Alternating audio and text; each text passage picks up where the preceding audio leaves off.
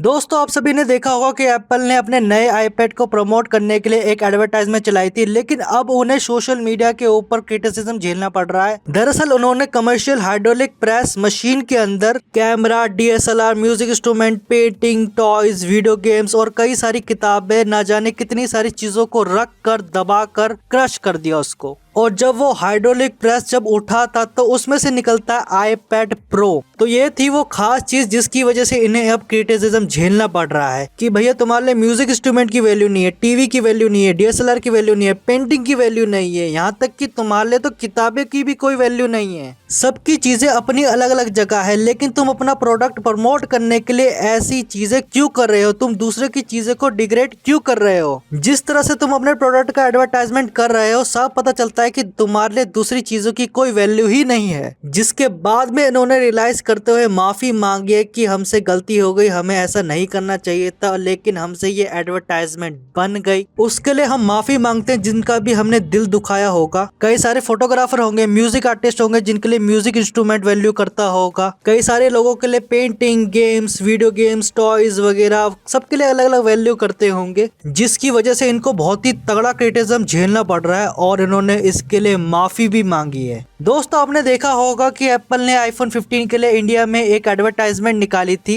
कि किस तरह से ड्यूरेबल है किसी भी सिचुएशन के लिए, और यहाँ पर ऑटो रिक्शा चलने दिखाया गया है इंडिया के अंदर कि इस तरह से यहाँ पर ऑटो रिक्शा चला करते हैं। पागलों की तरह ऑटो रिक्शा को सड़कों पे इस तरह से दौड़ाया जाता है कि जब भी आप अपनी डेस्टिनेशन पे पहुंचोगे तो आपका फोन इधर उधर अगर नीचे गिरता हुआ, पड़ा हुआ या पड़ जाता है तो आपको उसमें एक भी स्क्रैचेस देखने को नहीं मिलेंगे, ना ही बैंड होगा, ना ही इसमें बम्पर आएंगे। मतलब आपको फोन एकदम चकाचक मिलेगा जैसे नया का नया फोन होगा। लेकिन जिस तरह से आपने एडवर्टाइजमेंट को देखी होगी और नोटिस किया होगा कि इस तरह के ऑटो रिक्शा इंडिया में साला चलते ही कहाँ पर है। कौन है वो पागल जो इस तरह से ऑटो रिक्शा चलाया करता है? और अगर इस तरह से ऑटो रिक्शा इंडिया में चलने लगे तो अपनी एडवर्टाइजमेंट में ये भी दिखा देते कि पीछे से किस तरह से उन्हें गालियां भी पड़ती हैं। वो निकल रहा है, पीछे से लोग गाली दे रहे कि साला पक्का हरामजादा दारू पी के गाड़ी चला रहा है। मोटरसाइकिल वाला पीछे लगा के चल रहा है कि साले रुक अभी तेरे को बताता हूँ मैं। ऊपर से ये दो आदमी कह रहे कि साला किस तरह से ऑटो रिक्शा ये चला रहा है। और मेन बात तो ये है कि इस तरह से इंडिया में ऑटो रिक्शा चलता ही नहीं है, और अगर चलते भी है तो ये बिना इंडिकेटर दिए लेफ्ट राइट कहीं पे भी मुड़ जाते हैं। अगर आप इनके पीछे चल रहे हो तो ये आपकी जिम्मेदारी बनती है कि इनको प्रोटेक्ट करना कि ये लेफ्ट जाएगा या राइट जाएगा, कहीं चकदे वाला इंडिया ना हो जाए कि ये तो भाई सीधा ही चला गया। मतलब एप्पल अपना ब्रांड प्रमोट करने के लिए कुछ भी एडवर्टाइजमेंट बना दे रहा है, इसे इंडिया का हिसाब नहीं पता,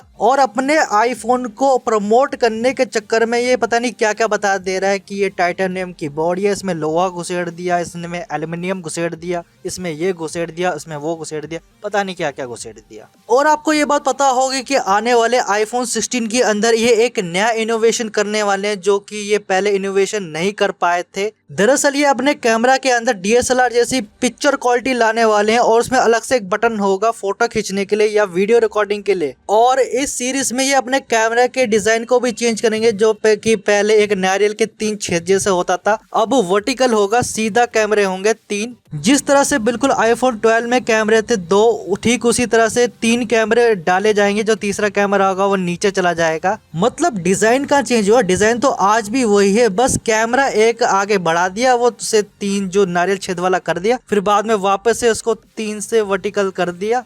कुछ नया क्या किया इन्होंने?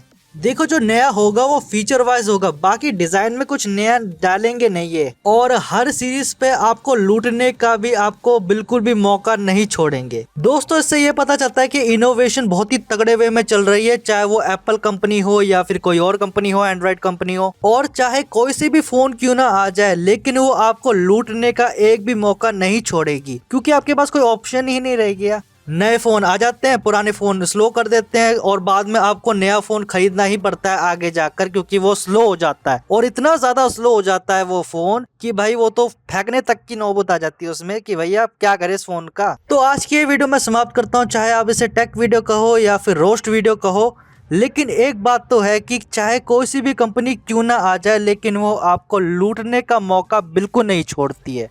अगर आपको वीडियो अच्छी लगी हो तो इस वीडियो को लाइक कीजिए, अपने दोस्तों के साथ शेयर कीजिए, और अभी तक आपने इस चैनल को सब्सक्राइब नहीं किया तो आपने क्या किया। मैं मिलता हूँ आपसे नई वीडियो में, तब तक के लिए बाय बाय।